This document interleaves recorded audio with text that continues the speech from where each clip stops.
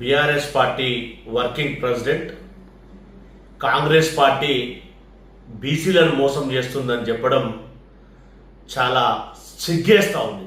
ఎందుకు అనంటే స్థానిక సంస్థల్లో కాంగ్రెస్ పార్టీ 33% రిజర్వేషన్ ఇస్తే దాన్ని 23% తెచ్చి స్థానిక సంస్థల ఎన్నికలు నిర్వహించినటువంటి బీఆర్ఎస్ పార్టీ ఒకసారి యావత్ తెలంగాణ బీసీ సమాజానికి క్షమాపణ చెప్పాలి. యావత్ తెలంగాణ ఓటర్లందరినీ వాళ్ళందరికీ పాదాభివందనాలు చేసి క్షమాపణ చెప్పాలి.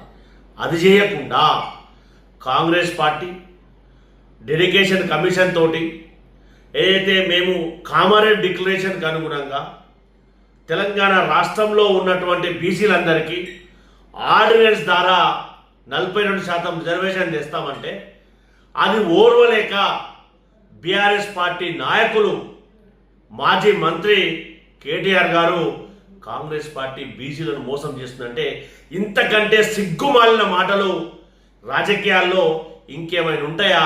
మీరు ఒకసారి ఆత్మపరిశీలన చేసుకోవాలి. భారతదేశంలో ఉన్నటువంటి రాష్ట్రాల్లో అధికారంలో ఉన్నటువంటి భారతీయ జనతా పార్టీ కానీ మిగతా అధికారంలో ఉన్నటువంటి పార్టీలు సామాజిక మార్పు కోసం అసెంబ్లీని ప్రవేశపెట్టినటువంటి దాఖలాలు ఎక్కడైనా ఉన్నాయా? గౌరవ కేటీఆర్ గారు మీరు మతిభ్రమించి మాట్లాడుతున్నట్టు చాలా స్పష్టంగా అర్థమవుతా ఉంది.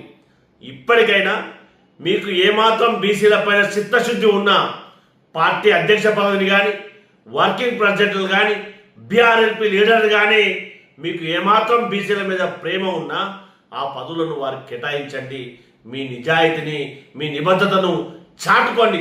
అది లేకుండా మేము కాంగ్రెస్ పార్టీ ఇచ్చిన మాట కట్టుబడి 42% స్థానిక సంస్థలు రిజర్వేషన్ కల్పిస్తామంటే దాన్ని ఓర్వజాలలేక బీసీలు ఎక్కడ చైతన్యవంతమవుతారో మా రాజకీయ పార్టీని ఎక్కడ బొందబెడతారో అని చెప్పి మీరు చేస్తున్నటువంటి డ్రామాలు ఏవైతే ఉన్నాయో యావత్ తెలంగాణ సమాజం అంతా కూడా గ్రహిస్తూ ఉంది. కాబట్టి ఇప్పటికైనా అలాంటి డ్రామాలన్నీ మాని 42% రిజర్వేషన్కు ప్రజాప్రభుత్వం గౌరవ రేవంత్ రెడ్డి గారి సారథ్యంలో ఉన్నటువంటి మంత్రిమండలంతా కూడా సహకరిస్తున్నందుకు ధన్యవాదాలు తెలుపవలసింది పోయి అవాక్కులు చెవాక్కులు మానడం మీరు మాని యావత్ తెలంగాణ సమాజానికి చేస్తున్నటువంటి కాంగ్రెస్ పార్టీ ఏదైతే 42% రిజర్వేషన్ చేస్తూ ఉందో దాన్ని ఒక రాజకీయ పార్టీగా ఒక ప్రతిపక్ష పార్టీగా స్వాగతించాలని చెప్పి కామన్ మ్యాన్గా బీసీ బిడ్డగా కాంగ్రెస్ పార్టీగా మీకు డిమాండ్ చేస్తూ ఉన్నాం. 3 minutes